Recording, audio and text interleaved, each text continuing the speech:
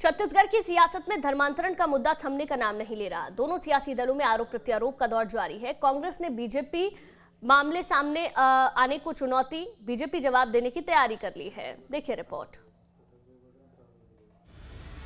धान के कटोरे, छत्तीसगढ़ में धर्मांतरण पर सियासत शांत होती नहीं दिख रही। अब तक जहां बीजेपी बार बार धर्मांतरण का मुद्दा उठाकर कांग्रेस को घेर रही थी, तो वहीं अब कांग्रेस ने भी बीजेपी को चुनौती दे डाली है। कांग्रेस ने बीजेपी से कहा है कि वो धर्मांतरण को लेकर सबूत पेश करे, कार्रवाई 24 घंटे में होगी। तो 15 साल के भाजपा के रमन सिंह के सरकार में धर्मांतरण की एक भी तो मामला दर्ज होता।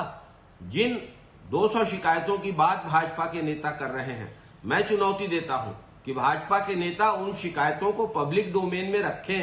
भाजपा के नेता उन शिकायतों को राज्य सरकार के सामने रखें और ये देखा जाए कि कहां पर किस कानून का उल्लंघन हो रहा है।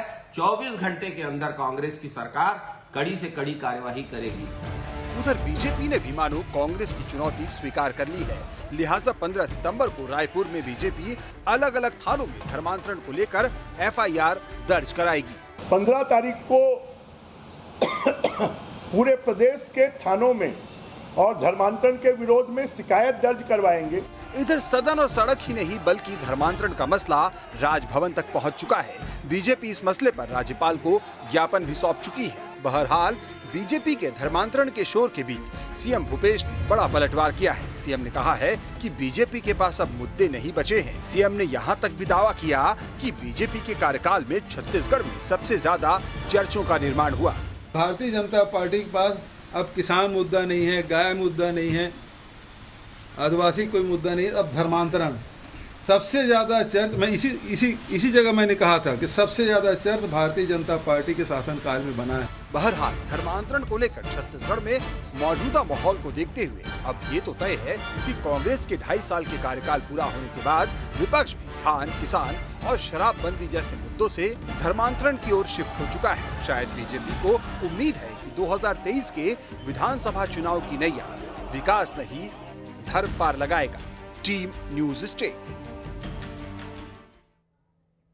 भूपेश सरकार ने एक बड़ा फैसला लेते हुए स्थानीय निवासियों की परिभाषा के संबंध में जारी निर्देशों का संशोधन किया है।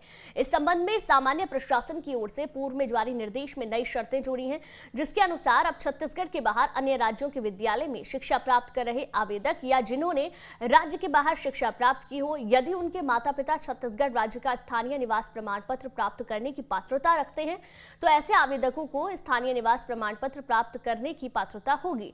मुख्यमंत्री भूपेश बघेल की अध्यक्षता में 8 सितंबर को आयोजित कैबिनेट की बैठक में इस संबंध में फैसला लिया गया था, जिसके बाद राज्य सरकार के सामान्य प्रशासन विभाग की ओर से यहां मंत्रालय नवा रायपुर से इस संबंध में शासन के सभी विभागों को परिपत्र जारी कर दिया गया।